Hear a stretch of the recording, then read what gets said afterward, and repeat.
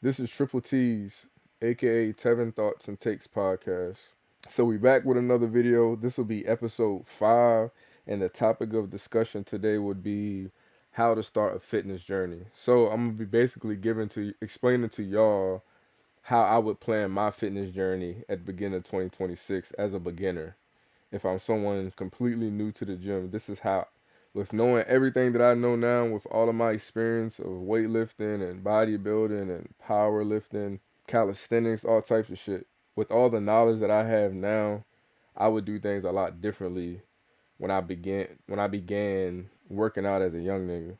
So the first thing I would say to y'all when it comes to working out and being consistent in the gym would be to be disciplined even when you aren't motivated. So there's a lot of times where I didn't had to go to the gym where I'm not motivated necessarily. I don't really feel like being in the gym, but through the discipline that I have built, I'm not gonna allow myself to miss a day that I told myself I was gonna go to the gym for. So that's why that's when your discipline kicks in. Because even when you're not motivated, you know you still need to go to the gym. So go to the fucking gym. So that would be my number one tip is to be disciplined even when you aren't motivated. So that would be the number one tip.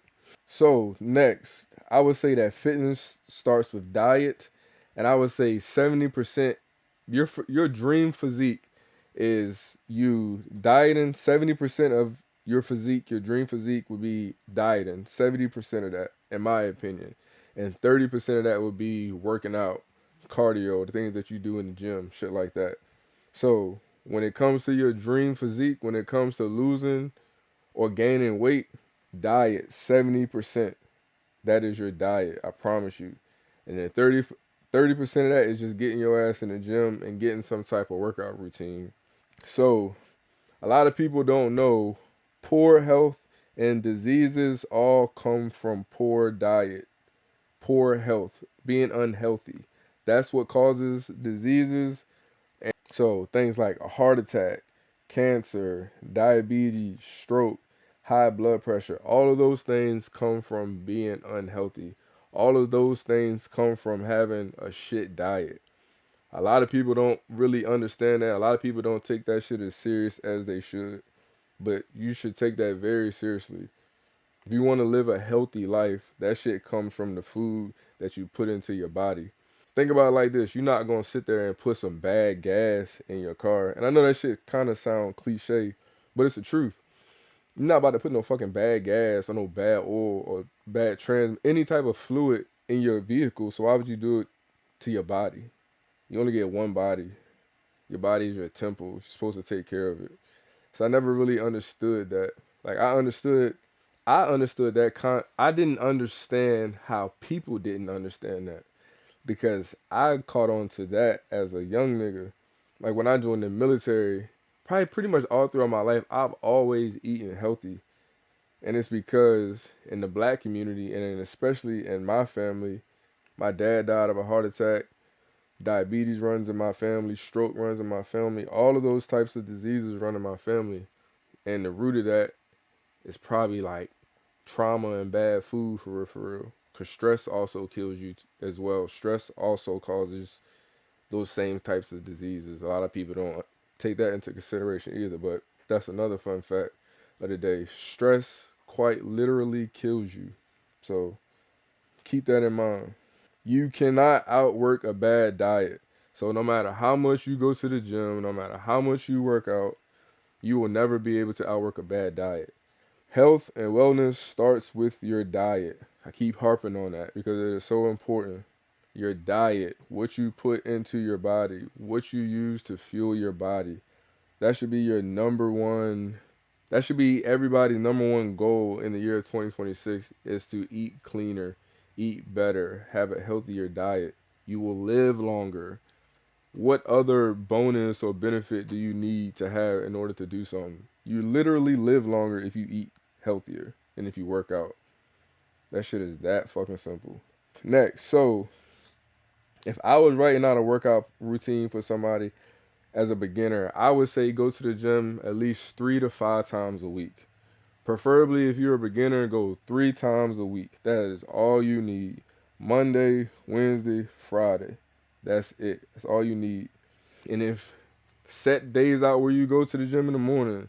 Set days out where you go to the gym in the evening. And then if you have a day where you're supposed to go in the morning and then you don't, and then you're kind of upset about it because you wanted to go in the morning, who cares? Just go in the afternoon. Stop trying. We make up too many excuses in order to not go to this gym. We gotta stop making fucking excuses. So 3 times a week, Monday, Wednesday, Friday. And if I was writing out a workout plan for you, I would say go calisthenics. Knowing what I know now, get used to moving your own body weight. Get strong moving your own body weight, i.e., push ups, sit ups, pull ups, dips. Those are the 3 most important exercises, minus squats probably, for anybody who is a beginner at working out. Start with calisthenics, push ups, sit ups, pull ups, dips. 3 sets of 10. And if you're a beginner, you're probably not going to be able to do 3 sets of 10 on pull ups and dips. Just start with one. All the way up, all the way down. None of that bullshit you be seeing online. All the way up, all the way down. Get to the point where you can do one of those as a full rep. And then you just progressive overload. Say the first week you got one full pull up. The next week after that, try to go for 2, so on and so forth, and keep building throughout the weeks. That's progressive overload. If you did something, one weight 1 week, the next week, try to do 5 to 10 pounds heavier than you did the previous week. If anything, don't go below the number that you did the previous week. If anything, pick that same weight. Don't ever go below that. And then once you get strong moving your own body weight, then you can move on to weightlifting, the 3 major compound movements like bench, squats, and deadlifts. But first, get the basics down with moving your own body weight. Get strong with your own body weight first. And core. Core is very important. I would incorporate core at least 2 to 3 times a week as well. So ab exercises like sit-ups or crunches or the ab wheel, shit like that. And then also, I would say to do 30 minutes of cardio. So when I say cardio, I mean, and you can do it before or after your workout. I prefer to do my cardio before my workout because it makes my workout more challenging because I'm tired already. I done already exerted all of that energy. So I choose to do the harder things in the gym. That's where you see the most results, by doing the harder things in the gym. That is how you gain maximum results. Message. Next. So 30 minutes of cardio. I'm going to give you some examples. The treadmill, elliptical, stairmaster, and the bike. 30 minutes. You can do 15 before you work out, 15 after you work out. As long as you do 30 minutes of cardio. And then you can also incorporate HIIT.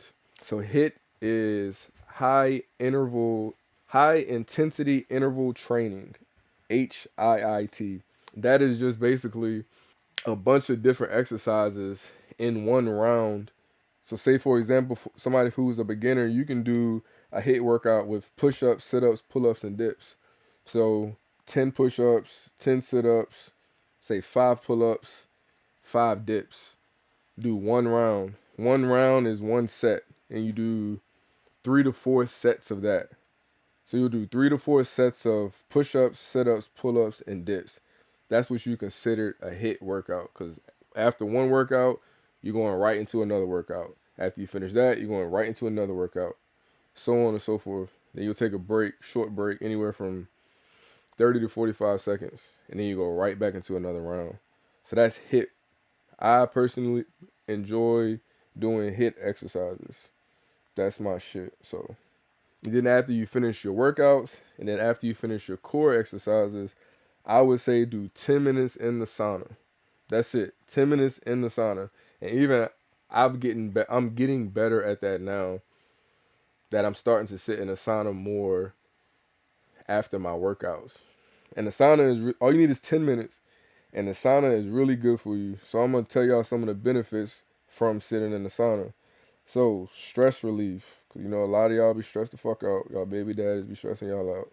But anyways, improved cardiovascular health, muscle and joint pain relief, skin cleansing, because all y'all do is drink and y'all skin be dirty, y'all pH be off. Detox, once again, y'all PHB off. Sleep and immune support. So those are all of the different benefits of sitting in the sauna that you pay money to get your skin cleared or your skin detox when you could just sit in the sauna. You already pay a gym membership. Or you're buying things to help you sleep when you could just sit in the sauna. The sauna help you sleep.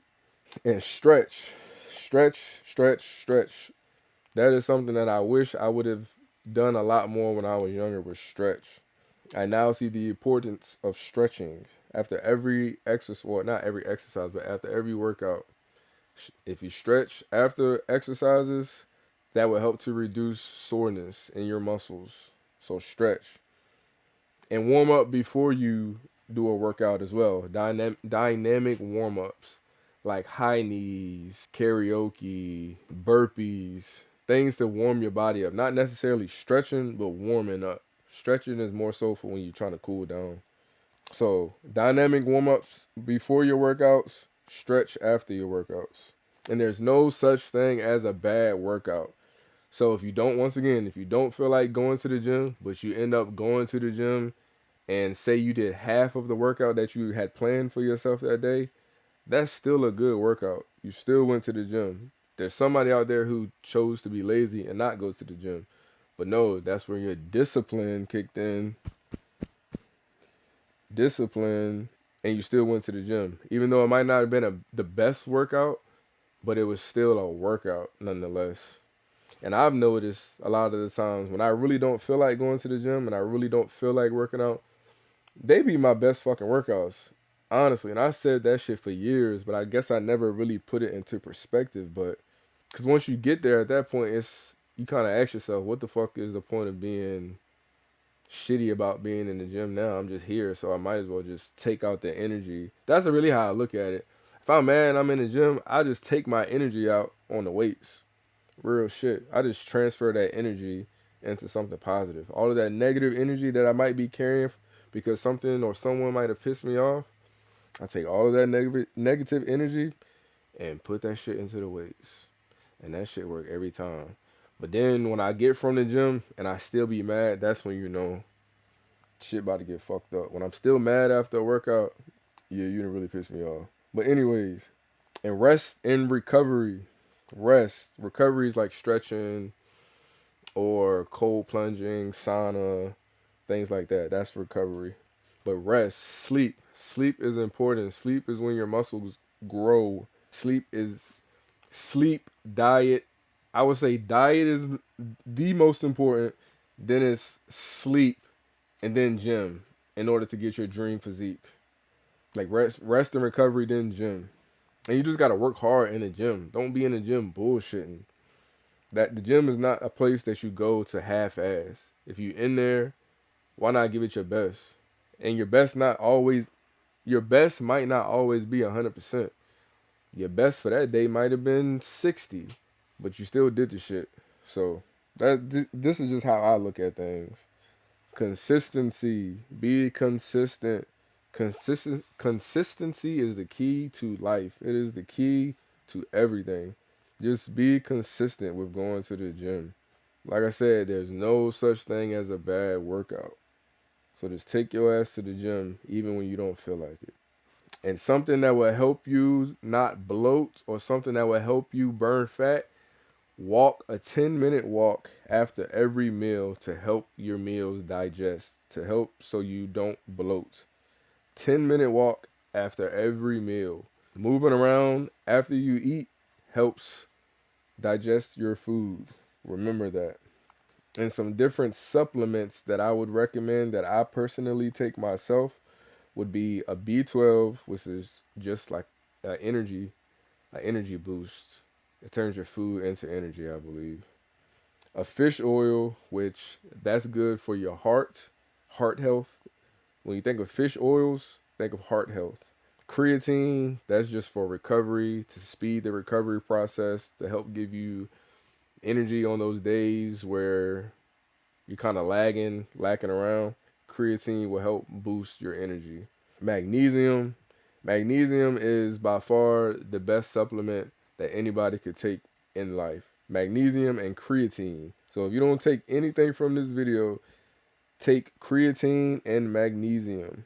They are very, very important to the immune system. I'll put it that way. Creatine and magnesium. And then the last supplement that I would recommend would be some type of digestive supplement to help you digest food so you don't bloat. But that was it for this episode. I hope y'all were able to take something from this. I hope that somebody was able to learn something from this, at least to take your health serious. You only get one body. Your body is your temple. So take care of it. Health is wealth. I can't stress that enough. Being healthy is such a flex to say that you don't have any health concerns. That might be one of the biggest flexes in the world. To have good health, at least to me it is. My health is my everything. When I go to the doctor for yearly checkups and they ask me, Tevin, what means the most to you? I say my health every time. I am very grateful to have good health. I pray for good health every day, every morning, and every night. I pray for good health. Or I thank God for good health. So, health means a lot to me, which it should mean a lot to everybody. I don't see why it doesn't. But hopefully, this can change the mind of some of y'all. And hopefully, some of y'all will take y'all health more serious. But this was episode 5, how to start a fitness journey in the year of 2026. So I'll catch y'all next time. Peace.